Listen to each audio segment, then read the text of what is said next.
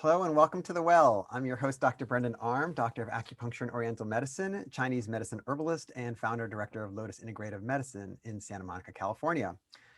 There's a wealth of health-related information out there, and I'm joined today by this wonderful group of integrative and holistic medical doctors and practitioners to share some of our favorite wellness tips. Please let me introduce you to Bianca Rodriguez, a holistic psychotherapist, Leona West, a clinical nutritionist and herbalist, also trained and certified in functional medicine, and Dr. Rob Krochmal, a medical doctor and a practicing physician who is board certified in family medicine, nutrition, and integrative and holistic medicine. So let's begin. Today's topic is allergies. All right, I want to start out with a question. As an allergy sufferer, I had allergies as a kid and then they kind of went away. And then I have people that tell me that they didn't have allergies as a kid and now they have allergies as an adult. Why does that happen? Who's going to start? Rob, you go for it. Dr. Rob, let's left hear us it. speechless there. There's so many things going around in my head because there's such a symphony of things that play into allergies. And on the simplest level, an allergy is when your body's immune system is reacting to something or overreacting to something that it really shouldn't or shouldn't need to. And then the question is, like, how does it get to that point? You could say you have antibodies to something like pollen or like a food, and it's just a simple interaction between those antibodies, and then that causes an inflammatory response and histamine to be released and everything. But it has to do with how your adrenal glands are doing, or your essential vitality. If your adrenals are tired out and low, you can have a tendency to overreact. It's almost like if you think about your adrenals as a animal that's kind of afraid, you're going to react more to something rather than be like, all right, that's cool, I'm not going to react to you. You could just be there and everything's fine. And also to your question of those who have not had allergies before and now they have allergies, it may be that they were predisposed to those allergies early on. And again, whether it's the adrenals or something else happened later, it's not like they got allergies later. They always kind of had them, but they just never manifested. So it could be an adrenal thing that's going on. It could be other things that they're exposed to that's raising the threshold for those allergies to happen. So for example, I've seen patients with environmental allergies have those allergies resolve or be much more manageable once you eliminate certain foods that you might be allergic to. And those are two different things, but it kind of lowers your body's inflammation overall. Or one other thing I'll just add is, and we can just come back to it, or just nutritional status on certain things. Leona, I'm probably sure you could probably talk about some of those things, and I'll circle back if there's anything that I remember after that. Yeah, I think that's always taking that integrative and functional lens to everything. And so taking the same lens to allergies, where we're still going to look at similar things, like Dr. Rob says, your adrenal function, where your immune system is generally, where your gut health is. So are you going to drive up a histamine response, or are things going on physiologically and environmentally that are helping to calm and cool histamine response? And certainly foods play a big role in that. And if you talk about seasonal allergies in the spring, this is just the beauty of nature, that there are a handful of foods that kind of come up in the springtime that are naturally very antihistamine. So, I mean, I know that you can get onions all year, but onions are very much a spring food, and all the different varieties of onions. And onions are really rich in quercetin, which is a natural antihistamine. Asparagus, really rich in glutathione. Mint is an excellent natural antihistamine. Nettles, which you can make a tea of nettles and mint, which is a really great kind of natural tonic you can drink every day to lower histamine response. So there's a lot of spring foods that if we're eating seasonally, artichoke, if you're eating seasonally, you're going to naturally take in a lot of foods that have this natural histamine regulation, which can in turn help to lower your response to allergies you're experiencing environmentally, which is just this, beautiful connection we have to nature. And this is one of many reasons why it's so important to eat seasonally when possible. Leona, does it matter if the onions are cooked? Because I know sauteing onions is the base to a lot of recipes. Does it matter? As far as quercetin, I believe that you're going to get the benefits of the quercetin whether raw or cooked. I think there might be a little bit more benefit raw, but I don't think that cooking negates the quercetin.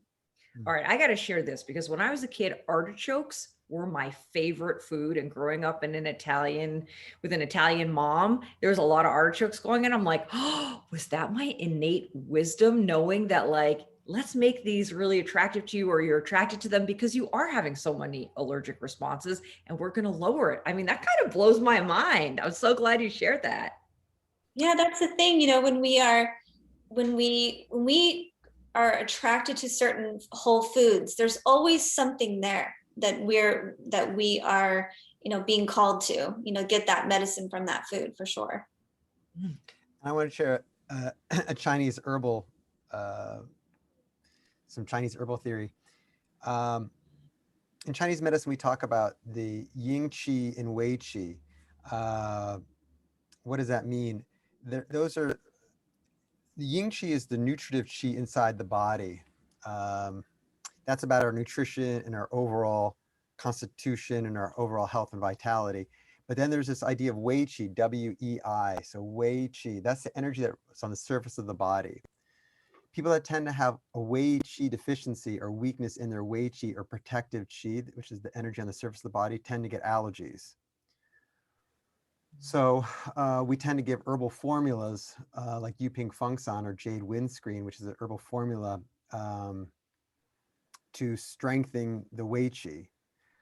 Interesting also to note that it's the lungs in Chinese medicine, which is the most superficial organ, and that's the one on the surface, and the lungs control the skin as well as the respiratory system. So when somebody has a bit of weak lung energy, and that could be just from diet, nutrition, can be constitution, can be from emotions like grief or difficulty letting go, then the lung qi can get weak. So in that the lung controls the breathing and respiratory, and in that the lung also controls the skin. If somebody's lung energy becomes weak, then they can start getting upper respiratory issues. So you get the sinus congestion, the throat swelling, the itchiness in the back of the throat, the cough, the runny nose, stuff like this, or not just upper respiratory, but on the skin itself. So it's getting hives. So that's from a Chinese perspective. Is one way of looking at this is this a yin qi, which is the more nutritive qi on the inside of the body, more about diet, nutrition, and your constitution and your like the vitality of the organs themselves, or is it your protective qi on the surface of the body, the wei qi that's depleted? So for allergies, we tend to work a lot on the wei qi, and there's acupuncture points as well that strengthen the wei qi, or they call it released exterior, to help the body release something they call it like a pathogenic attack. So anything that's coming from the outside trying to attack the surface, it could be pollen, dust, dander, the list goes on. By strengthening the wei qi, then the body has its protectiveness against anything from the outside attacking in.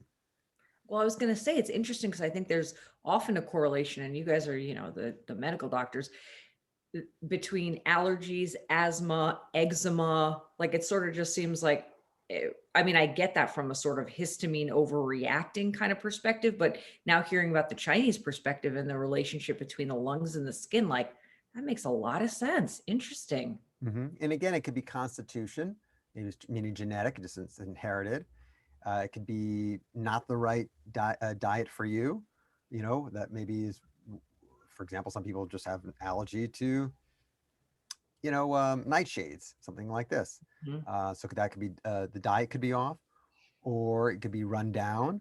not getting enough restorative sleep, so the body's getting weak. Or like I said before, emotions can play, a role in it as well. So I'm sure you might have some thoughts on that, Bianca, of like issues of letting go, holding on to things of the past, being very rigid minded, and having some challenges with grief. Yeah, well, if the body is a reflection of what's going on emotionally and spiritually and energetically, I would say, and having done a lot of my own work around that, is like, right, if the body is attacking things that it doesn't need to be attacking, because maybe, like, as Rob said, the adrenal system is just sort of right, over threshold, and now it's just trying to like protect itself. Usually I have seen that there's a correlation between somebody doing that psychologically with their defense mechanisms. So, right, they may be a person who feels like they can't trust the world, they can't trust other people. They could have had a history of some kind of traumatic loss or trauma in their childhood. And so the body is mirroring what's going on psychologically, in that there's a lot of overreacting to things, assessing everything as a threat when it's really not a threat. And so working on feelings of safety, choice, and control, I have found that I've had to do that work in my life, being, there's no, I got the correlation of the medical trauma and allergies and the asthma and a lot of loss very early in my childhood. So it's all connected, which is why I love that we do this, because we each get to speak. I mean, I'm looking at us going, this is a treatment team for somebody who might be experiencing these things, where they would work with each one of us and we would be, helping them heal through different modalities, whether it's, it might be a lot all at the same time, but maybe throughout the course of your healing work. So, I always enjoy these talks. Thank you. And since that's such hard but rewarding work, I'll just throw out one simple thing that you can do while you're doing that hard work, is just a reminder about vitamin D. So that's something that we're pretty much all deficient in, unless we're really getting a lot of sun. And that makes a huge difference, as we've talked about in many episodes. But for allergies, it's primary. Yeah, vitamin D, and for a lot of people, vitamin C. Vitamin D is the foundation. Vitamin D, vitamin C, quercetin. And I think what we're all touching upon is we are talking about, whether it's through food or through supporting the emotional body, or in Chinese medicine, the energetic physiological body. We're talking about building and supporting the terrain, instead of trying to just simply try to combat the allergens. If we turn our attention on building up the terrain, building up the body, and all these different aspects of the body responds differently to the same allergen. We haven't changed the allergen, but we've changed the body. And that's really the foundation. Amen. Love it. Well, that's all the time we have today. If you have a topic you'd like to learn more about, let us know with a comment on social media. And also don't forget to subscribe to our The Well YouTube channel. Thank you for joining us, and please join us next time for more wellness tips. Remember, regardless of where we are, our resources in The Well are limitless.